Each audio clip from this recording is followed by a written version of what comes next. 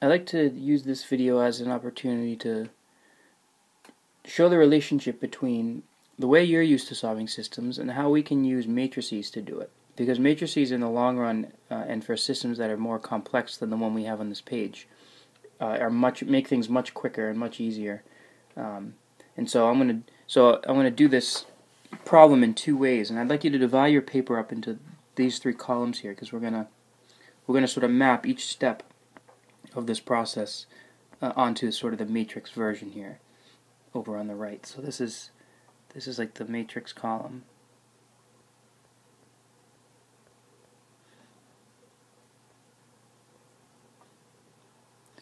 So first, and I'm going to be very explicit on how I do that. You may wonder why I'm doing certain things so like slow and drawn out, but there's a reason why, and you'll see hopefully after we're done. The other thing is, keep in mind I did just do a video on sort of the rules of manipulating equations, right? You can multiply them, you can add them, and you can multiply them and add them and get new true equations. So just keep that in mind. Alright, so let's look at solving the system here. I have it on the left. And let's say we want to use elimination, and I'd like to eliminate the x's. So in order to do that, I need opposites, and to get opposites I'd have to multiply the top equation by 2. So when I do that, this is what happens. I get, so I'm going to write down the new equation. It's negative 4x plus 6y is equal to 16. And then I'm just going to copy the bottom equation again.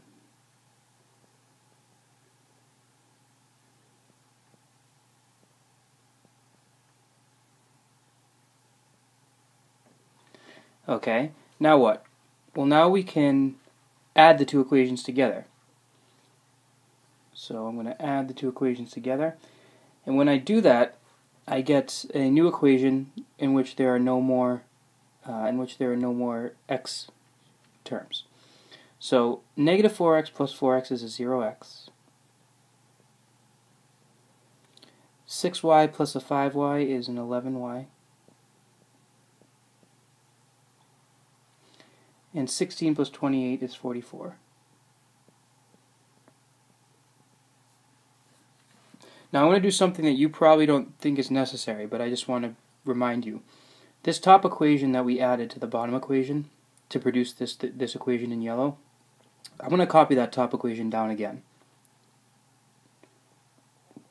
That way I constantly have two equations. I'm not just killing one.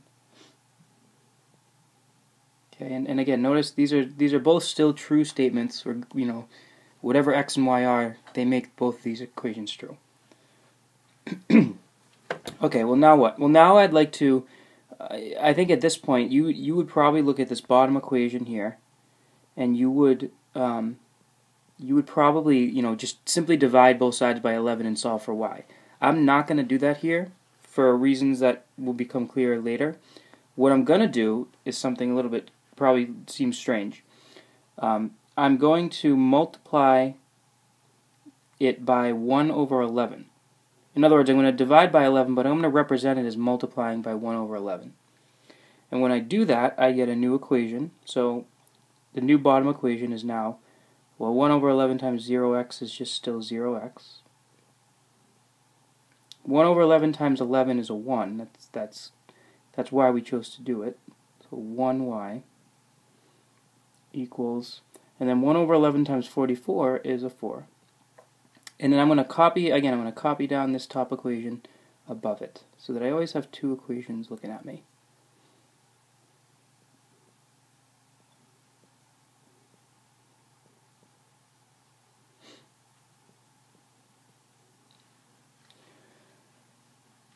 Okay, now what? Well, notice at this point I know what y is, I just don't know what x is. I can find out what x is in a couple of ways, but the way I'm going to do it is I'm going to multiply the bottom equation by negative 6. Okay, I'm going to multiply the bottom equation by negative 6. And I'm doing that because I want to get opposites for the y's. So I'm gonna just kind of put below what I get. I'm going to multiply the bottom by negative 6, so I get 0x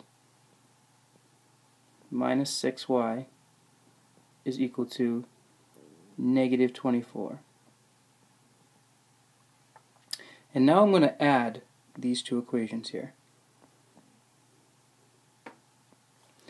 And what do I do? What do I get when I do that? I get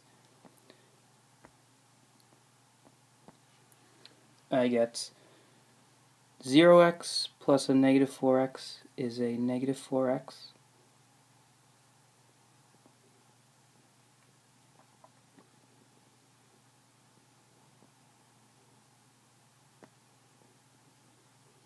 And then I get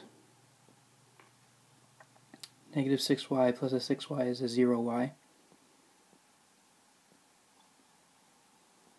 And I get that equals negative 24 plus a 16, which is a negative 8. And now below this, I'm going to copy down this purple equation here.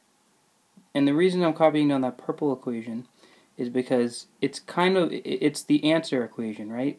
I know what y is by keeping that equation the same. So by doing this, by multiplying that bottom equation by negative 6 and turning it into this red one, all I did was kind of change it temporarily so that I could add it to the top equation to kill those y's, which I did, right? There's no more y's in this bottom equation here. And we are pretty close to being done. Look at the top equation. If I want to find out what x is, I can divide the whole top equation by negative 4, or one way to view it is, I'm going to view it as multiplying by negative 1/4. So I'm going to multiply the top equation by negative 1/4 to produce my answer.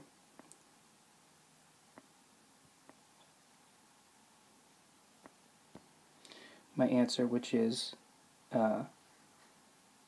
1x, negative 1/4 times negative 1, negative 1/4 times negative 4 is 1. 1x plus negative 1/4 times 0 is 0y. And negative 4 times negative 8 is a 2. And then I'll copy down this bottom equation below.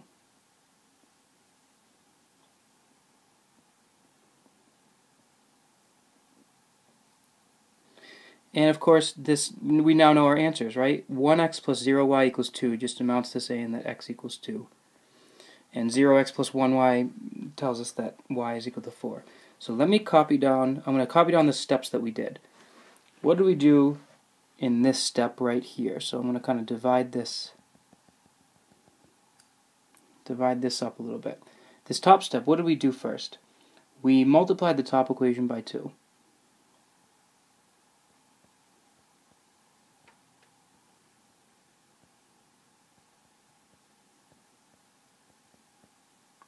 Okay.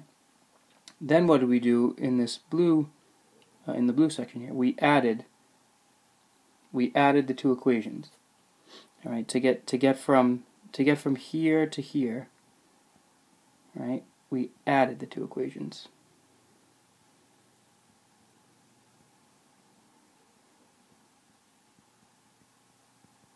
And that produced this right down here. Okay, and then I copied down the negative 4x plus 6y, so just so I constantly had two equations. What did I do next? Well, I have this 1/11th here. I multiplied the bottom equation by 1/11th. So that was next.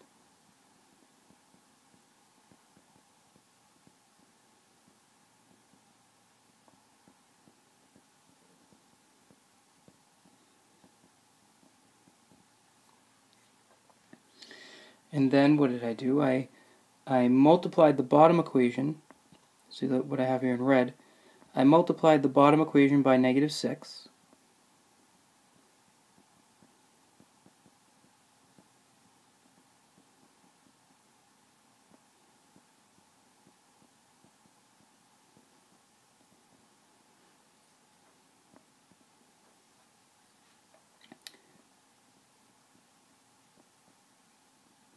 and then added it to the top.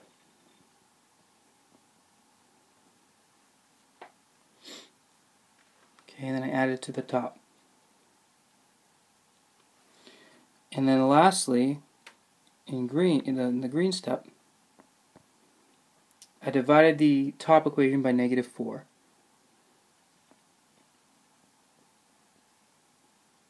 Or multiplied by a fourth. I should say that. I should say multiplied by a fourth because we're doing multiplication here.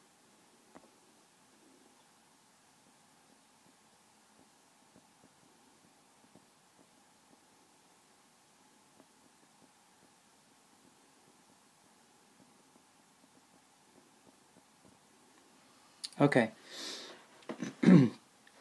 So in the next video, we're going to continue the same problem. All right, and I'm going to show you how to do this using matrices, and also hopefully convince you that using matrices actually makes problems like this easier, in the sense that you kind of you organize the information in such a way that you don't need to even worry about these x's and y's floating around. So that'll happen in the next video, but just try to, again, walk through these steps again and try to match up what we did over here on the left with the actual, with what my descriptions here on the right, which we know are completely legal based on the last video. So I'll see you in the next video, and we'll do more of this problem.